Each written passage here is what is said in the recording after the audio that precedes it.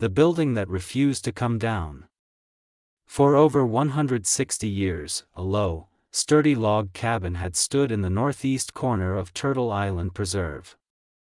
It was already there long before Eustace bought the land in the late 1980s, predating his ownership by more than a century.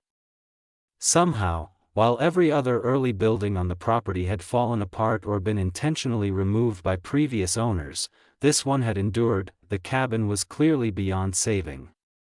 Its foundation had settled unevenly, its walls tilted at dangerous angles, and structural collapse looked inevitable, yet it had somehow defied gravity and rot far longer than seemed reasonable given how badly decayed every log and stone appeared. Eustace had wanted the cabin gone almost from the moment he purchased the property. It posed a safety risk, and its location near the main entrance gave visitors a poor first impression, nothing like the well-kept, historically accurate buildings he proudly constructed and maintained across the 1,000-acre preserve. But every time he tried to schedule demolition, something went wrong: permit problems, broken equipment, or local contractors who mysteriously said the job wasn't worth their effort. Even though he offered fair pay for what should have been routine work, the resistance felt almost superstitious.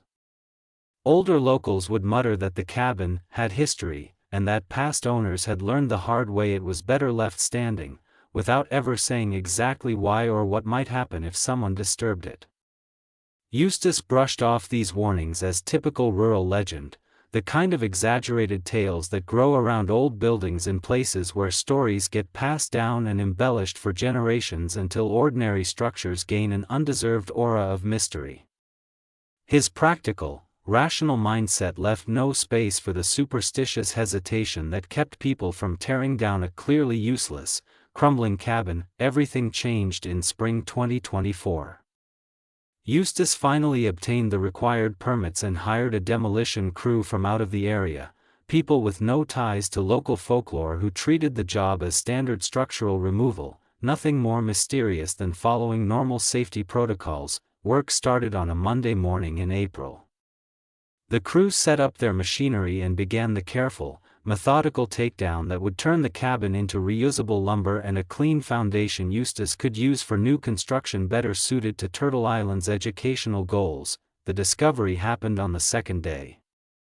While removing the north wall, workers hit unexpected resistance, something that made no sense in a building so obviously ancient and dilapidated. Behind the wall was a hidden chamber, roughly 4 feet wide by 6 feet tall, completely undetectable from either inside or outside until the wall itself was dismantled. Whoever built it had gone to extraordinary lengths to conceal the space so it would never be noticed during casual inspection or even close examination. A lifetime dedicated to primitive skills.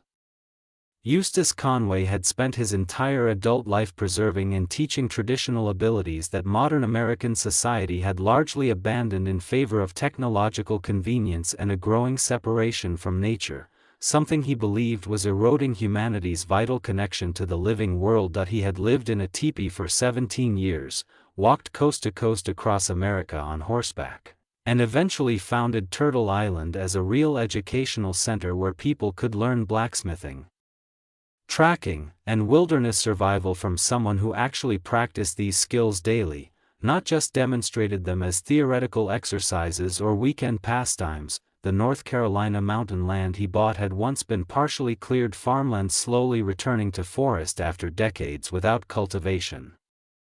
Most of the original homestead structures had long since collapsed, except for this one stubborn cabin that had outlasted everything else from the property's 19th-century occupation. Eustace had sometimes wondered why this particular building had lasted so long, usually crediting unusually solid construction rather than suspecting that someone might have deliberately designed it to endure far beyond normal use and to safeguard whatever it concealed. His vision for Turtle Island centered on hands-on, immersive learning.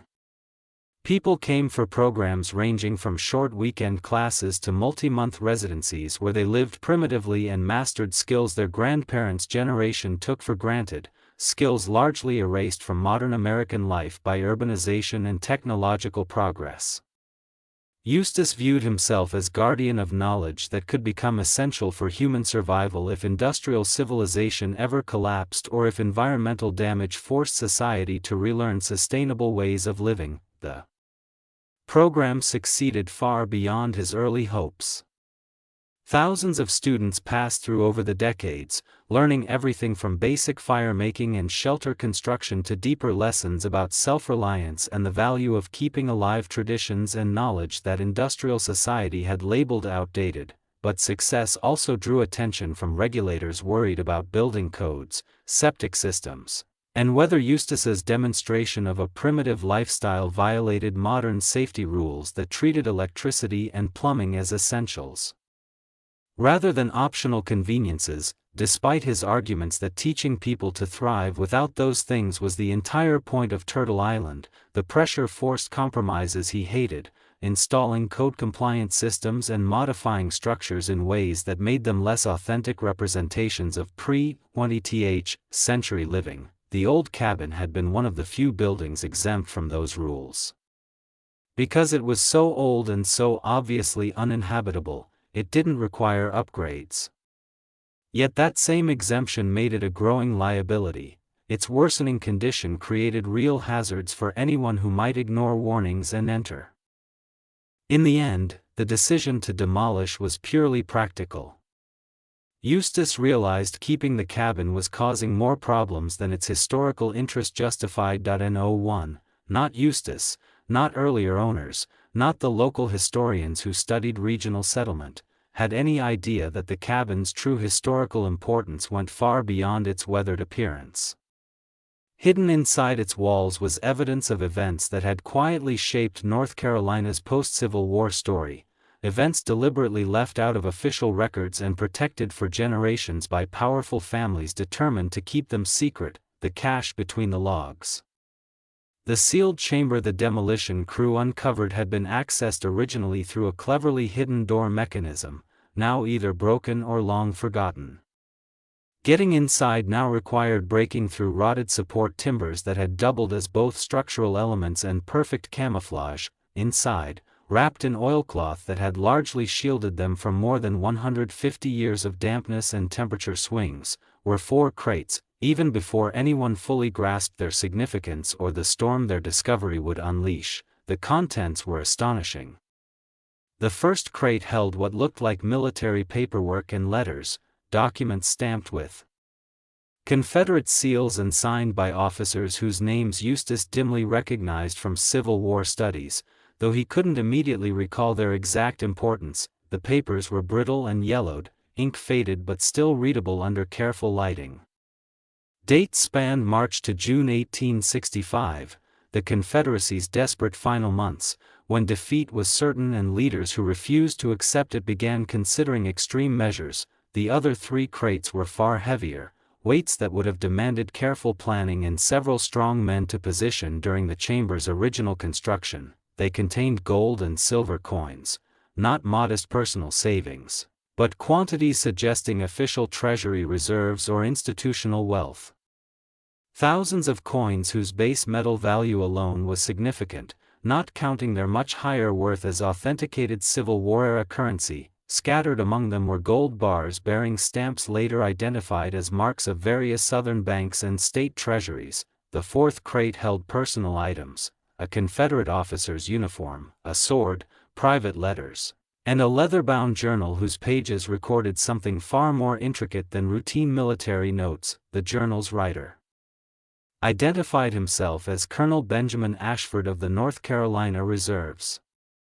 His entries detailed a mission to move Confederate Treasury assets north through the mountains, either to finance ongoing guerrilla resistance if the main army surrendered, or to provide resources for rebuilding Southern society after the war ended. Most striking were references to encrypted documents that would guide authorized people to other hidden caches across the Appalachian region. Ashford's task, it seemed, was one piece of a broader plan to scatter Confederate wealth so Union forces couldn't seize it all, ensuring resources would survive no matter how the conflict concluded. The encryption method Ashford described was surprisingly advanced for 1865, suggesting either exceptional personal knowledge or help from experts in codes and intelligence. The journal's closing entry spoke of betrayal and hunters closing in. Ashford wrote that someone had leaked the cache locations and that Union troops, or possibly Confederate deserters hoping to claim the treasure for themselves, were approaching. The final dated entry was June 14, 1865, more than a month after Lee's surrender at Appomattox. Ashford noted he was sealing the chamber and preparing to fight or escape depending on the number and determination of his pursuers. After that, silence. No further entries. No record of what happened to Ashford or whether he survived the confrontation the journal implied was coming. The chamber had apparently stayed sealed from that moment until Eustace's crew accidentally opened it more than 150 years later. In all the time since, the property had changed hands several times, owners choosing, perhaps wisely, not to disturb the cabin, never suspecting what lay hidden inside. Eustace stood amid the half-demolished structure, staring at objects worth millions in raw value while also carrying layers of historical mystery and legal trouble he couldn't yet fully understand. But his long experience with bureaucracy told him the complications would be massive. His immediate instinct was to notify the authorities. Honesty, plus the realization that hiding something this big would be both illegal and ultimately impossible, made full disclosure the only realistic path, no matter what fallout followed. If you'd like, I can continue paraphrasing the rest of the script in the same style. Let me know whether to keep going with the legend of Colonel Ashford, the legal battles, the final outcome, or the whole remaining portion.